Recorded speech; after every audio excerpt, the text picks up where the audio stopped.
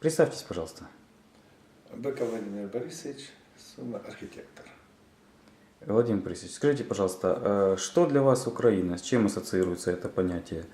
Что вы чувствуете, когда слышите или произносите это слово? В принципе, Родина, да, наверное, первое, что всегда хочется сказать. Вот. И, наверное, Украина мне сразу вспоминается детские воспоминания. Я был в селе, и сидят бабушки на лавочке. Раньше это было модно, петь песни, они поют песни, и я плачу. Вот я не знаю почему. Вот они поют на украинском, я сам с Алчевска, то есть тогда коммунарский еще был. И вот это мне было лет 5, и я вот плачу. Вот небо синее, то есть темное небо, луна, вот такая травка. Вот, и как-то всегда говорят, а что? Вот это первые, наверное, детские воспоминания о том, что это не какая-то там трубы завода, где я жил, а вот, наверное, мягкая трава, какие-то спевучие женки. Вот это первое, что для себя представляю Украина. Вот. И всегда сопротивляюсь, когда бываешь за границей, говорят, Украина, вот там Шевченко, Клочко, я не против этого, но я не согласен с интерпретацией такой, то, что Украина нас воспринимает именно в таких рамках.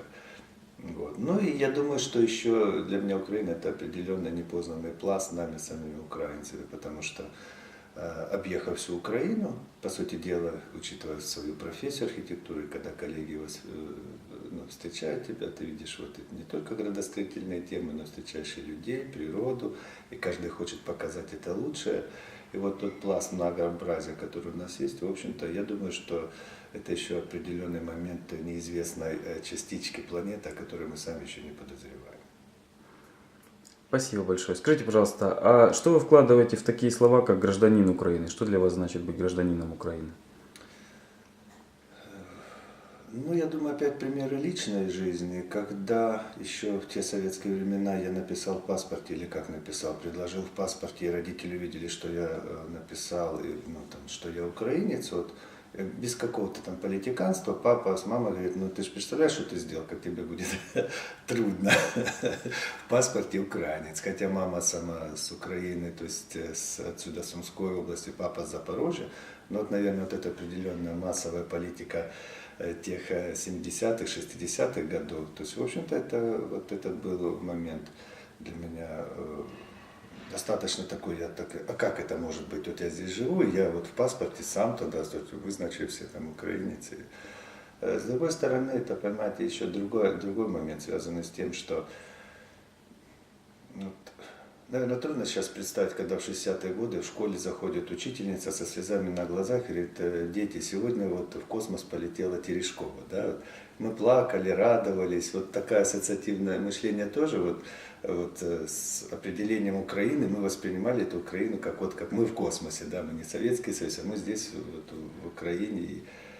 Вот. В то же время, это когда мама, вот, работая вот здесь или живя там в Донбассе, выезжала на заработки на Сумщину, я узнавал, что здесь хорошая картошка. Вот. А потом приезжали мы там, помните, сковородки жареной картошки, или наоборот, когда я ездила на заработки в Батуми, Кабулете собирать мандарины эти грузинские, я сейчас ассоциативно всегда это воспринимаю, я почему-то понимал, что это тоже Украина, далеко, но там почему-то в одном конце растет картошка, а в другом такие мандарины, о которых, в общем-то, тогда ассоциация праздничных дней была. И вот, наверное, вот это все собиралось. Конечно, сейчас или когда уже будучи в взрослом возрасте, я на призывной комиссии в армии сказал, что есть Бог, вот, и меня там на 2 недели в психушку засадили, типа, или я текаю от армии, прикидываясь кем-то.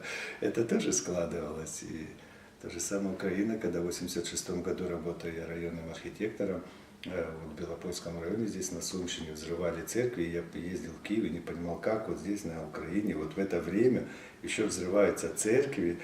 И тоже это было не по... И, наверное, вот это все вместе определяет и Украину, и вот отношение к Украине, и внутреннее.